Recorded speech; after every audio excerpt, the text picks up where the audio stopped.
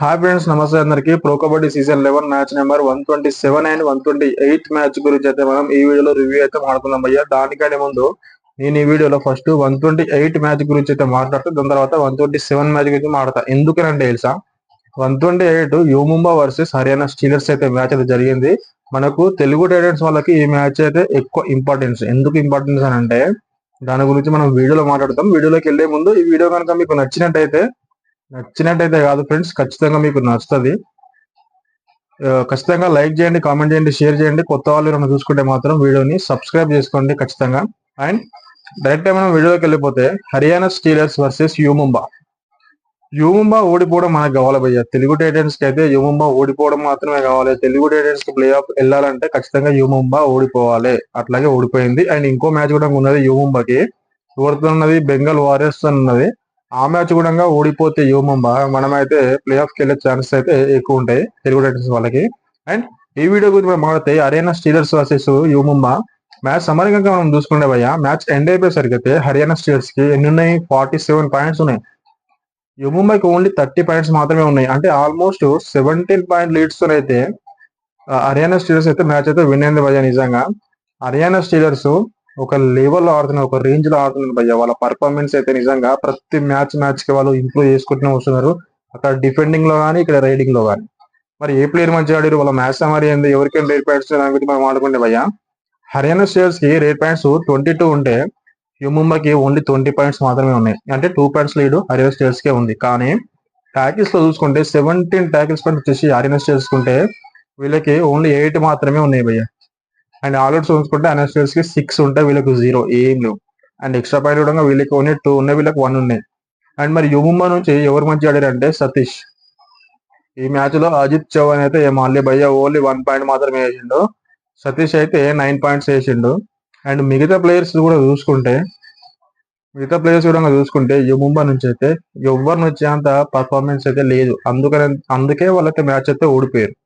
Haryana Steelers నుంచి ఎవరు మంచిగా ఆడారంటే శివం పటారే అబ్బా సూపర్ 10 చేసిండు, జబర్దస్త్ ఆడిండు. And Shadloui and Vinay. Shadloui అయితే 5 ట్యాక్స్ పర్స్ చేసిండు.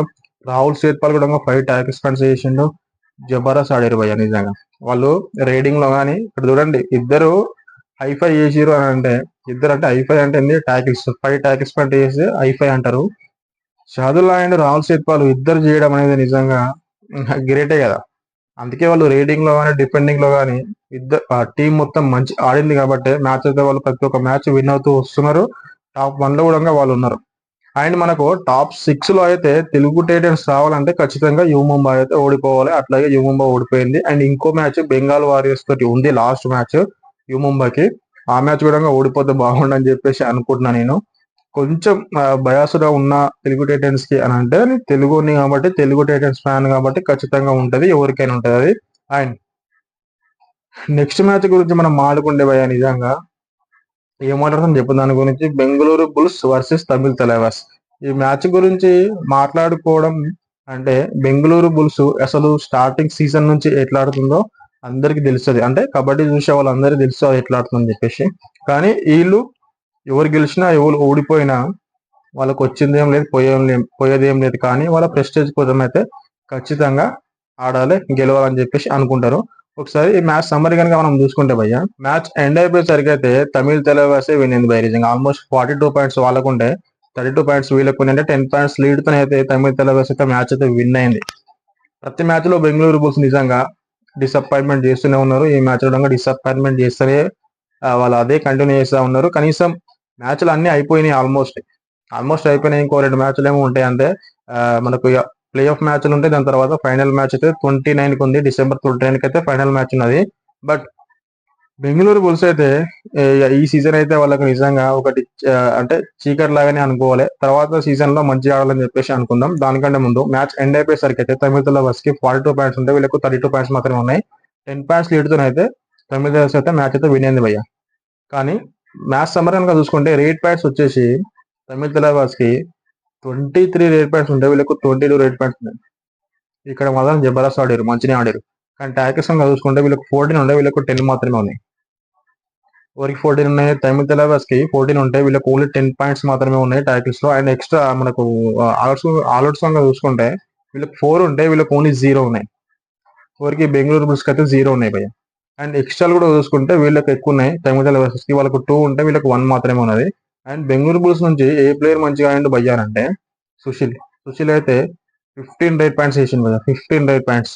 సూపర్ 10 కంటే ఎక్కువ వేసిండు. 15 రైట్ పాయింట్స్ వేసిండు.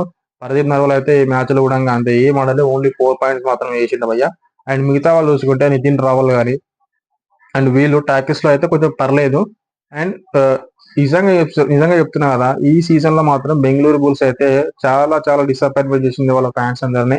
ఇక మనం చేసేది ఏం లేదు, చెప్పేది ఏం లేదు. నెక్స్ట్ మ్యాచ్ అంటే నెక్స్ట్ సీజన్ లో అయినా కంపల్సరీ మంచిగా కంబ్యాక్ ఇస్తారని చెప్పేసి నేనైతే అనుకుంటున్నాం. అండ్ తమిళ తెలవర్స్ నుంచి అయితే భయ్య, తమిళ తెలవర్స్ నుంచి ఈ మ్యాచ్ లో సచిన్ అయితే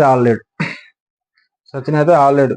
మోయిన్ సపాంగి అయితే ప్రతి మ్యాచ్ లో ఆడుకుంటా వస్తున్నాడు. ఈ మ్యాచ్ లో కూడా జబర్దస్త్ ఆడిండు మోయిన్ సపాంగి. అండ్ ఈ మ్యాచ్ లో మంచిగా ఆడింది ఎవరనంటే హిమాన్షు అయితే సూపర్ 10 చేసిండు, 13 పాయింట్స్ అయితే చేసిండు. మోయిన్ సపాంగి అయితే 9 రైట్ పాయింట్స్ చేసిండు. జబర్దస్త్ ఆడారు. అండ్ మిగతా వాళ్ళు అభిషేక్ కానీ నితీష్ కుమార్ కానీ టాకిల్స్ లో అయితే తగ్గేదే లేనట్టు ఆడారు. అందుకే వాళ్ళైతే మ్యాచ్ అయితే విన్ అయ్యారు.